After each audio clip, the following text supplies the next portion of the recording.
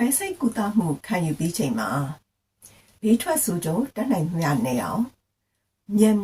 ပုံမှန်ပြန်ဖြစ်အောင်တနည်းအားဖြင့်လလန်တာလွယ်ကူအောင်နော်မြန် recover ဖြစ်အောင်ဘယ်လိုလေ့ကျင့်ခန်းတွေလုပ်လို့ရတယ်လဲဆိုတာကိုပြောပြပေးမှာဖြစ်ပါတယ်။ကျွန်မနာမည်ကတော့ဒေါက်တာမျိုးနန္ဒာပါ။ကျွန်မကယခုလက်ရှိ UK နိုင်ငံကသားဖွားနဲ့မိရဲ့အမျိုးသမီးယောဂဆိုင်ရာအတိုင်ပင်ခံအထူးကုဆရာဝန်ကြီးတစ်ယောက်ဖြစ်ပါတယ်။အဲ့တော့ဒီနေ့ကျွန်မပြောပြမယ်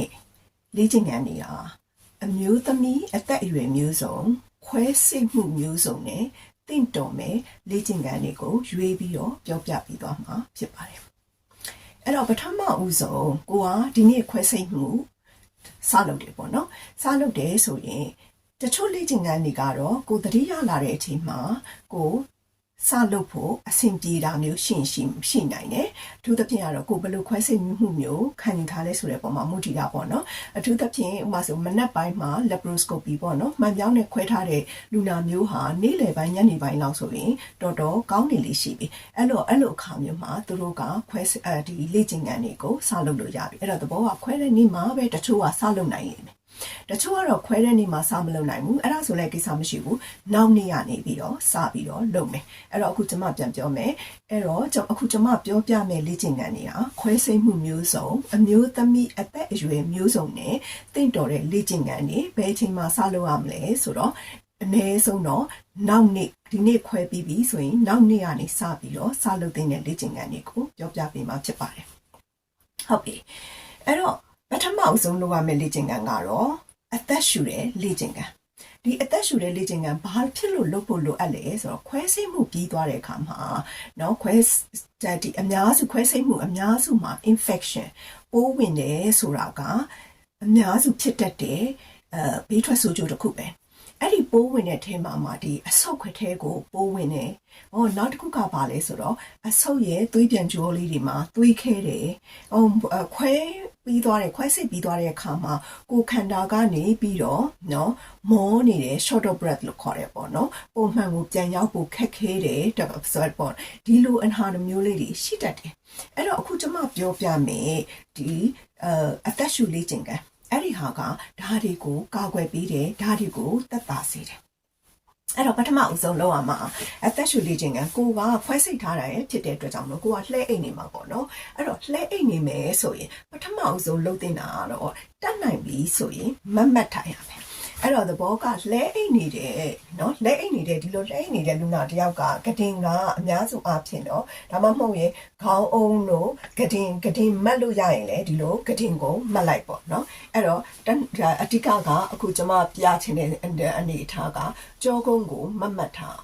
နော်မတ်ထိုင်လိုက်ရကတင်ပေါ်မှာပဲထိုင်လို့ရတယ်အခုကျွန်မပြတဲ့အနေထားတိုင်းကြောကုန်းကိုမတ်ထားရမယ်ပြီးရင်ဘာလုပ်ရမလဲဆိုတော့ရင်ဘတ်ကိုဖွင့်ထားရင်ဘတ်ဖွင့်နေဆိုတာဒီလိုမျိုးလေးဖြစ်နေတာမျိုးပြောတာမဟုတ်ဘူးရင်ဘတ်ကိုဒီလိုဖွင့်ထားမတ်ထိုင်မယ်ရင်ဘတ်ကိုဖွင့်ထားအဲ့တော့အဲ့ရပေါ်မှာပဲလေလုပ်လို့ရတယ်ရင်ဘတ်ကိုဖွင့်ပြီးဘာလုပ်မလဲဆိုတော့အသက်ဖြည်းဖြည်းချင်းရှုမယ်နော်အသက်ဖြည်းဖြည်းချင်းရှုမယ်ဘာလို့လဲဆိုတော့ကိုကမေဈေးတွေမေဈေးနဲ့ပဲခွဲ spinal နဲ့ပဲခွဲအများစုအပြင်ဘိုင်းနာနေတဲ့အခါမှာနော်ခွဲထားတဲ့အရာကြောင့်ဘိုင်းနာနေတဲ့အခါမှာလူနာတွေကအသက်ကိုပြင်းရှုလေမရှိဘူးနော်သူတို့ကသာစိတ်ထဲကမသိလိုက်တာတကယ်တမ်းတော့သူ့ရဲ့ကိုယ်ခန္ဓာကအသက်ကိုတတ်နိုင်သမျှမြင်းလေးရှုတယ်ဘာလို့လဲဆိုတော့အောက်ကမနာအောင်လို့လေအဲ့ဒါက reflex အနေနဲ့ပဲအဲ့တော့ဒါကြောင့်မို့အသက်ကိုမှန်လေးရှုပေးဖို့လိုတယ်အဲ့တော့ပထမဆုံးလုပ်ရမယ့်လေ့ကျင့်ခန်းကတော့ဘာလဲနောက်နေ့ကနေစပြီးလေ့ကျင့်ခန်းလုပ်ရမှာအသက်ရှူတဲ့လေ့ကျင့်ခန်းပထမဦးဆုံးကတော့အသက်ကိုဖြည်းဖြည်းပဲရှူမယ်နော်မတ်ထိုင်မယ်ရင်ဘတ်ဖွင့်မယ်အသက်ကိုဖြည်းဖြည်းချင်းရှူမယ်ဖြည်းဖြည်းချင်းရှူတဲ့အခါမှာနော်ကျမတို့တရားထိုင်သလိုပါပဲနော်တစ်ကနေ30ဖြည်းဖြည်းချင်းရည်မယ်1 2 3 4 5 6 9 10ရှူသွင်းတယ်ပြီးရင်ဖြည်းဖြည်းချင်းရှူထုတ်မယ်1 2 3 4 5 6 9 10ရှူသွင်းတယ်ရှူထုတ်တယ်ဖြည်းဖြည်းချင်းလုပ်မယ်အဲ့ဒါဘယ်လောက်လုပ်မလဲဆိုတော့10ချိန်လုပ်မယ်နော်10ချိန်လုပ်မယ်အဲ့တော့ကိုက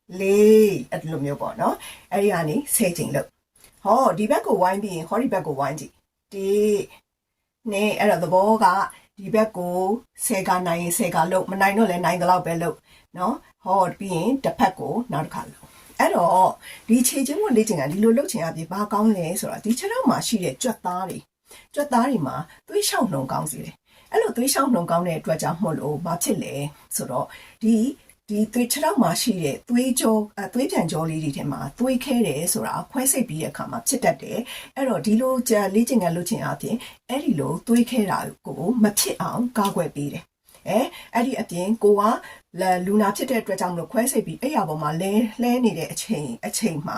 လေ့ကျင့်ခန်းလုပ်ခြင်းအပြင်ကိုလမ်းပြန်ရှောင်နိုင်တဲ့အခါကျတော့ဒီကြွက်သားတွေဟာတန်မာနေတာပေါ့နောက်မှရင်ဒီကြွက်သားတွေကအားနည်းနေတာမျိုးဖြစ်တတ်တယ် ဟုတ်ပြီအဲ့တော့ဒါကပါလဲဆိုတော့ခြေချင်းကိုလေ့ကျင့်ခန်းနော်အဲ့တော့ recovery အတွက်ကောင်းတယ် circulation ကောင်းသွေးရှောင်နှုန်းကောင်းတယ်ပြီးတော့ vein thrombosis လို့ခေါ်တယ်သွေးခဲတာကိုကာကွယ်ပေးတယ်နော်နောက်တစ်ခုကဒူးကောင်းဒီပဲခြေချင်းဖို့နဲ့တွဲပြီးလှုပ်တင်တာဒူးကောင်းလေ့ကျင့်ခန်းအဲ့တော့ဒူးကောင်းဆိုတော့ဒီလိုပါပဲကျမတို့ဒီလိုဆန့်ထားတဲ့ဒူးကောင်းကိုအိတ်နေတဲ့အချိန်မှာလဲနော်လှုပ်လို့ရတယ်ကိုမထိုင်နိုင်သေးရင်အိတ်ရတဲ့မှာကိုစလှုပ်လို့ရမယ်ပြီအဲ့တော့ဒူးကောင်းကိုကွေးလိုက်ဆန့်လိုက်ကွေးလိုက်ဆန့်လိုက်ဖြည်းဖြည်းချင်းတစ်ဖက်ချင်းစီလှုပ်လို့ရတယ်နော်အဲ့တော့ကွေးလိုက်ဆန့်လိုက်လှုပ်ခြင်းအပြင်ဘယ်နှခါလှုပ်မလဲ10ခါလှုပ်မယ်တနေ့ကို3ချိန်လှုပ်ပြီမနေ့တစ်ချိန်နေ့လယ်တစ်ချိန်ညတစ်ချိန်ဟုတ်ပြီဒါကဘာလဲဆိုတော့ခြေထောက်နဲ့ပတ်သက်တဲ့လေ့ကျင့်ခန်းဒီလေ့ကျင့်ခန်းတွေကိုကိုကအဲ့ရထဲမှာလှဲနေတဲ့အချိန်မှာစလုပ်လို့ရတယ်လို့ဟောထိုင်နိုင်လာပြီဆိုရင်လည်းထိုင်နေတဲ့အချိန်မှာထိုင်နေရင်းနဲ့လုပ်လို့ရတယ်မတ်တက်ရက်နာလာနိုင်ရင်တော့လမ်းလျှောက်တာကတော့အကောင်းဆုံးပဲပေါ့နော်ဟုတ်ပြီအဲ့တော့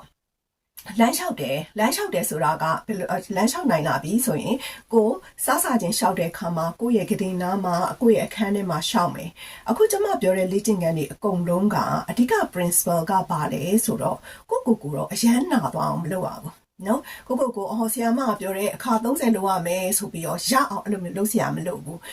ကို listen to your body နော်ကျွန်မပြန်ပြောမယ် listen to your body ကိုကဘယ်လိုခွဲထားသလဲဘယ်လောက်ခက်ခွဲထားတာလဲကိုရဲ့ငကိုပုံမှန်အခြေခံကဘယ်လိုရှိသလဲဒါမျိုးတွေပေါ်မှာတော့မူတည်သေးတယ်ဒါကြောင့်မို့အဓိက principle ကပါလဲဆိုတော့ဟုတ်တယ်ဒီလိုလုပ်ရမှာမှန်တယ်ဒါပေမဲ့ဘယ်လောက်အတိုင်းတာလုပ်ရမလဲဆိုတော့ကိုနာလာပြီးအရန်နာအောင်တော့မလုပ်ရဘူးကိုနာလာပြီးဆိုရင်ရက်နာတာတက်တာသွားတယ်ဆိုရင်နောက်တစ်ခါဖြည်းဖြည်းချင်းပြန်လုပ်ဥပမာ10ခါလုပ်လို့ပြောမယ်ကိုက3ခါပဲနိုင်တယ်နာလာတယ်ဆိုရင်နားလိုက်နာတာတက်တာသွားပြီဆိုတဲ့အခါမှာနောက်တစ်ခါနည်းနည်းကြာလာတဲ့အခါမှာနောက်ထပ်3ခါ4ခါဖြည်းဖြည်းချင်းအဲ့လိုဆွဲဆန့်ပြီးတော့လုပ်ပေးသွားရမယ်နော်ဟုတ်ပြီအဲ့တော့ဒါလမ်းလျှောက်တာဒီ exercise ပေါ့နော်လမ်းလျှောက်တာတွေမကဘူးခုနပြောတဲ့ exercise တွေလည်းဒီလိုသဘောတရားပဲလမ်းလျှောက်တယ်ဆိုရင်လည်းနော်ဖြည်းဖြည်းချင်းနဲ့အခန်းထဲမှာအရင်လျှောက်ဟောအဆင်ပြေတယ်မနာတတ်တာလုံနိုင်တယ်ဆိုရင်နည်းနည်းပိုဝေးရှောက်အဲ့လိုမျိုးပေါ့နော်အိမ်ထဲမှာဟိုလှုပ်ဒီလှုပ်အဲ့လိုကနေတဖြည်းဖြည်းတက်သွားရတယ်တနည်းအားဖြင့်အဲ့ရထဲမှာခွဲထားတယ်ငါလူမမာကြီးဆိုပြီးအဲ့ရထဲမှာလှဲနေတာဟာဘယ်တော့မှကောင်းကျိုးမဖြစ်စေနော်ဆိုးကျိုးသာပိုဖြစ်စေတယ်။ဘာဖြစ်လို့လဲဆိုတော့ခုနကတော့ recovery ကြွက်သားတွေကတဖြည်းဖြည်းနဲ့ပိုပြီးတော့မတန်မာတော့ဘူးပို့ပြီးတော့အားနေလာတယ်အဲ့တော့ပိုနာတယ်ဟောပြန်လှုပ်ရှားတဲ့အခါမှာနာတယ်ဆိုပြီးတော့ဒါနည်းနည်းနာတာနဲ့မလှုပ်ရှားတဲ့ခါကျတော့တဖြည်းဖြည်းနဲ့ပိုနာလာတယ်တဖြည်းဖြည်းနဲ့ပိုအားနေလာတယ်အဲ့ဒါမျိုးလေးတွေပေါ့နော်အဲ့ဒါမျိုးလေးတွေကြောင့်ခုနကတော့ပြောတဲ့အဆုတ်ထဲကိုပိုးဝင်တဲ့အဆုတ်ထဲမှာခြေထောက်မှာသွေးခဲတယ်ဒါမျိုးလေးတွေပါပို့ပြီးတော့ဖြစ်သွားတတ်တယ်အဲ့တော့အကောင်းဆုံးကခွဲစိတ်ပြီးတဲ့အခါမှာ recovery ကိုမြန်ရောက်အောင်သွားနိုင်တာအကောင်းဆုံးပဲဒါပေမဲ့အဲ့လိုမြန်ရောက်အောင်သွားနိုင်တာအကောင်းဆုံးမှုလို့ကိုအရန်ကြီးတွေ anxiety တွေများပြီးအရန်ကြီး push လုပ်တဲ့အခါကျတော့လေကောင်းကျိုးမရဘဲနဲ့ဆိုးကျိုးတွေဖြစ်သွားတတ်တယ်ဒါကြောင့်မို့နည်းနည်း balance ဖြစ်မျှတာတော့စဉ်းစားဆင်ခြင်လှုပ်ဆောင်တတ်ရမယ်နောက်exercise တခုကတော့ဘာလဲဆိုတော့အမျိုးသမီးတိုင်းလုပ်တဲ့ pelvic floor exercise pelvic floor exercise ကဘယ်နေရာကြွက်သားလဲဆိုတော့နော် pelvic floor exercise ကဘာအတွက်ကောင်းလဲဆိုတာကျွန်မအရင်ပြောမယ်ဘာအတွက်ကောင်းလဲဆိုတော့အမျိုးသမီးတွေအောက်ပိုင်းအီကြတာအောက်ပိုင်းကကြွက်သားတွေပျော့ကြတာပျော့တွဲတာစီးမထိန်တာစီးမထိန်နိုင်တာဝန်းမထိန်နိုင်တာစီးမလုံတာဝန်းမလုံတာဒါတွေမဖြစ်အောင်ကာကွယ်ပေးတယ်ဒါတွေဖြစ်ပြီးသားလူဆိုရင်လည်းအဲ့ဒါကိုတတ်တာအောင်ပြုလုပ်ပေးတဲ့ဖြစ်တဲ့အတွက်ကြောင့်မလို့အဲ့ဒီအောက်ပိုင်းကြွက်သားလေ့ကျင့်ခန်းဟာနော်ခွဲစိတ်ပြီးသားလူတွေမှာလည်းပြုလုပ်တင်တယ်ခွဲစိတ်ပြီးသားအမျိုးသမီးတွေမှာလည်းလုပ်တင်တယ်ကိုဝန်ဆောင်တွေမှာလည်းလုပ်တင်တယ်ခလေးမွေးဖွားပြီးတဲ့လူတွေမှာလည်းလုပ်တင်တယ်သွေးအမိရသွေးဆုံးခံနေ perimenopause and postmenopause မိရသွေးဆုံးခံနေအမျိုးသမီးတွေမိရသွေးဆုံးပြီးသွားတဲ့အမျိုးသမီးတွေက estrogen နည်းသွားတဲ့အတွက်ကြောင့်မလို့ကြွက်သားတွေအရွတ်တွေအကုန်လုံးပျော့အိကျတဲ့အခြေအနေမျိုးမှာဒါတွေကိုကာကွယ်ပေးနိုင်အောင်ဒါတွေပိုမဆိုးလာအောင်ဒီလေ့ကျင့်ခန်းတွေကိုလုပ်သင့်တယ်အဲ့တော့ပြန်စဉ်းစားကြည့်လိုက်ပေါ့နော်အခုကျွန်မပြောသွားတဲ့အမျိုးသမီးတွေထဲမှာအမျိုးသမီးတိုင်းလို့ပါသွားပြီဒါကြောင့်မို့အခုဒီပြောတဲ့လေ့ကျင့်ခန်းကအမျိုးသမီးတိုင်းလုပ်သင့်တဲ့လေ့ကျင့်ခန်းတစ်မျိုးပဲအဲ့တော့ အောက်ပိုင်းကြွက်သားဆိုတော့ဘယ်နေရာကြွက်သားကိုကျမဆိုလို့လဲဆိုတော့ hori ပုံမှာကြည့်နော် hori ပုံမှာကြည့်ရင်ကျမတို့မှာနော် C အိမ်ရှိတယ်အရှိမှာဒါဘေးဘက်ကနေဒီလိုကြည့်တဲ့ပုံနော် C အိမ်ရှိတယ်ပြီးတော့ hori ကနေ C ထွက်တဲ့နေရာရှိတယ်ဟောဒီမှာကျမတို့အိမ်ရှိတယ်ဟောဒီကနေမွေးလမ်းကြောင်းခလေးထွက်တဲ့နေရာရှိတယ်ဟောအနောက်မှာဝန်း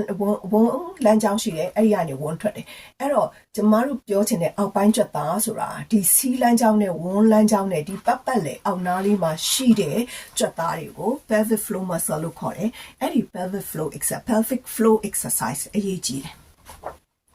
အဲ့တော့ဒီ pelvic floor ကိုဘယ်လိုလုပ်ရမလဲအဲ့တော့ဘယ်လို target လုပ်ရမလဲဆိုတော့เนาะဘယ်လို target လုပ်ရမလဲဆိုတော့ကျွန်မပြောမယ်ဒါပေမဲ့အခုပထမအောင်ဆုံးပြောချင်တာဘယ်လို position နဲ့လုပ်ရမလဲဘယ်လို position နဲ့လုပ်ရမလဲဆိုတော့ဘယ်လို position ပဲဖြစ်ဖြစ်လုပ်လို့ရတယ်တနည်းအားဖြင့်ပြောချင်တာအိတ်နေရင်းနဲ့လည်းလုပ်လို့ရတယ်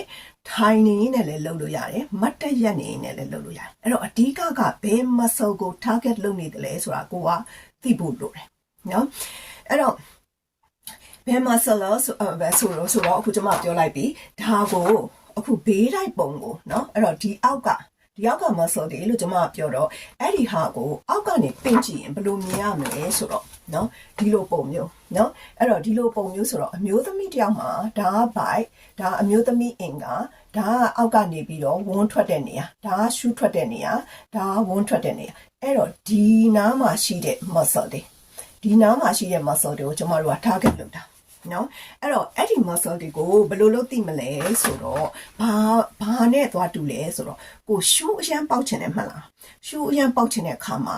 အင်သာလည်းမတွေ့သေးတဲ့အတွက်ကြောင့်မလို့အဲ့ဒီရှူးကိုအတင်းထိန်ထားရတဲ့ဟာအဲ့ဒီ muscle ပဲနော်အဲ့တော့ကိုရှူးအရန်ပေါက်ချင်တယ်လို့ imagine လုပ်လိုက်စဉ်းစားလိုက်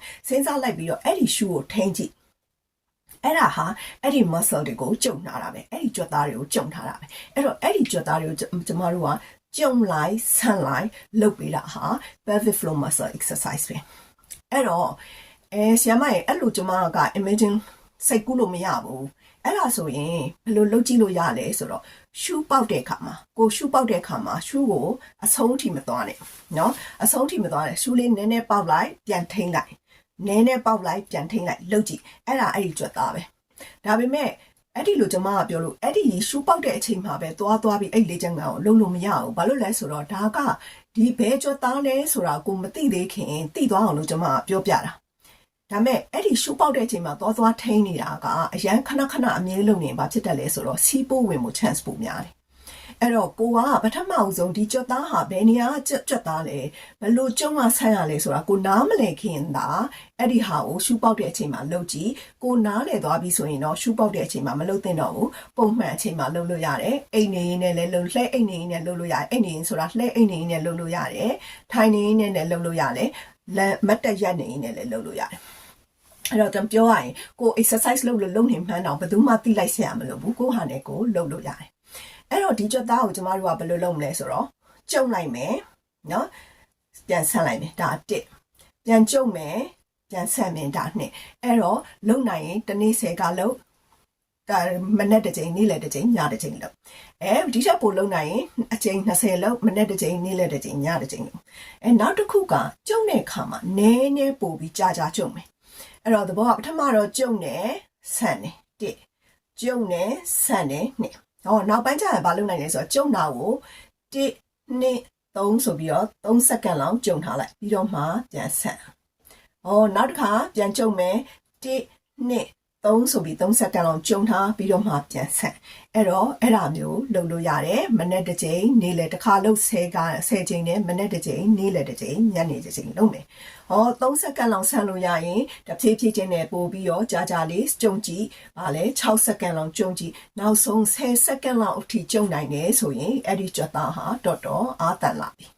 အဲ့တော့အဲ့ဒါကဘာလဲဆိုတော့ pelvic floor exercise ပဲကောင်းကျိုးတွေကတော့အများကြီးရှိတယ်တအိမ်ကြတာဝစီမလုံးတာဝန်းမလုံးတာနဲ့နောက်အမျိုးသားနဲ့နေတဲ့အခါမှာလည်းစိတ်ကြည်နှက်မှုကိုပို့ပြီးတော့ရစေတယ်အဓိကကတော့ဒီနားကကြွက်သားတွေဟာအဲ့ဒီနားမှာရှိတဲ့အမျိုးသမီးအင်္ဂါနဲ့အိပ်ပတ်လည်နားမှာရှိတဲ့ organ တွေကို support ပေါ့နော်ကောင်းလုပ်ပေးနိုင်နောက်ဆုံးလူတော်များများသိချင်တာကတော့ကျမကပုံမှန်ဂျင်သွားတယ်ကျမကပုံမှန်အလေးမတယ်ဟိုဟာလုပ်တယ်ဒီဟာလုပ်တယ်ပေါ့နော်အဲ့ဒီ exercise တွေဘယ်တော့ပြန်လုပ်လို့ရမလဲ အဲ့ဒါကတော့ကိုဘလောက်ဘလို့ခွဲထားရလဲဆိုတဲ့ပုံမှာမူတည်တယ်အဲ့တော့အကြမ်းမြင်ပြောရရင်တော့ဘိုက်ဖွင့်ပြီးခွဲထားရတဲ့အမျိုးသမီးတွေကတော့နော်မှန်ပြောင်းနေမဟုတ်ဘူးပေါ့နော်ဘိုက်တစ်ခုလုံး scar အကြီးနဲ့နော်ခွဲ cut လုပ်ပြီးတော့ခွဲထားရတဲ့အမျိုးသမီးတွေကတော့အနည်းဆုံးလေ့ကျင့်ခန်းပေါ်တခြား strenuous exercise တွေလုပ်ဖို့ကို6ပတ်ဆောင်ပါမယ်အခုကျွန်မပြောသွားတဲ့လေ့ကျင့်ခန်းတွေကတော့ခွဲပြီးနောက်နေ့ကနေစပြီးလုပ်လို့ရပြီတခြား gym သွားတဲ့လေ့ကျင့်ခန်းတို့ပြေးတဲ့လေ့ကျင့်ခန်းတို့အလေးမားတဲ့လေ့ကျင့်ခန်းတို့လုပ်ချင်တယ်ဆိုရင်တော့အနည်းဆုံးတချို့ကကြတော့ bike အစီချတဲ့လေ့ကျင့်ခန်းတွေပါလေအနည်းဆုံး6ပတ်ဘိုက်ခွဲထားတဲ့သူတွေမှာအနည်းဆုံး6ပတ်ဆောင်တင်တယ်keyhole surgery ပေါ့ laparoscopy ဒါနဲ့ခွဲထားတဲ့လူတွေဆိုရင်တော့2ပတ်3ပတ်လောက်ဆိုရင်တော့ပုံမှန်သူတို့ကပြန်ဖြစ်လာပြီအဲ့ဒါဆိုရင်တော့သူတို့ဆိုရင်တော့မနာတော့ဘူး2ပတ်3ပတ်လောက်ဆိုရင်သူတို့လေ့ကျင့်ခန်းလေးတွေကိုသူတို့ပြန်လုပ်လို့ရပြီအဲ့လိုပြန်လုပ်တဲ့အခါမှာလည်းအဓိကသတိထားမှာကကိုကအရင်တုန်းကဟောဒီလောက်လုပ်နိုင်တယ်လေ့ကျင့်ခန်းနော်အဲ့တော့ကိုကခွဲစိတ်ပြီးသွားတဲ့အခါမှာကိုကလုံးဝမလုပ်နိုင်မလုပ်ပဲနဲ့နေလိုက်ရတယ်အဲ့ဒီခါမှာပြန်လုပ်လို့ရပြီဆိုတာနဲ့ဟောဒီလောက်ပြန်လုပ်ရင်တော့အဲ့ဒါကိုခန္ဓာကလက်ခံနိုင်မှာမဟုတ်ဘူးအန်ဒီရဲ့ပုံများတယ်အဲ့တော့ကိုအရင်တော့ဒီလောက်လုံနိုင်ပေမဲ့ကိုအခုခွဲစိတ်ပြီးသွားတဲ့အခါမှာပြန်လုပ်တဲ့အခါမှာဘယ်လောက်ပဲလုပ်တင်လဲဆိုတော့နည်းနည်းပဲပို့လို့ကိုခန္ဓာကအဆင်ပြေတယ်ကောင်းတယ်မနာဘူးเนาะလက်ခံနိုင်တယ်ဆိုရင်ဖြည်းဖြည်းချင်းနည်းနည်းပို့တိုးသွားကောင်းတယ်ဆိုမှဖြည်းဖြည်းချင်းနည်းနည်းပို့တိုးသွားပြီးတော့အရင် level ဖြစ်အောင်ပြန်လုပ်သွားလို့ရတယ်ကဲအဲ့တော့ဒါဆိုရင်ခွဲစိတ်မှုခံယူဖို့เนาะပြင်ဆင်နေတဲ့သူတွေရှော့ချောမောမောရှော့ရှူနဲ့အောင်မြင်စွာခွဲစိတ်ပြီးတော့ဒီလေ့ကျင့်ခန်းလေးတွေလုပ်ပြီးတော့ဘေးထွက်ဆိုးကျိုးနည်းနည်းနဲ့အမြန်ဆုံး recovery ရကြပါစေ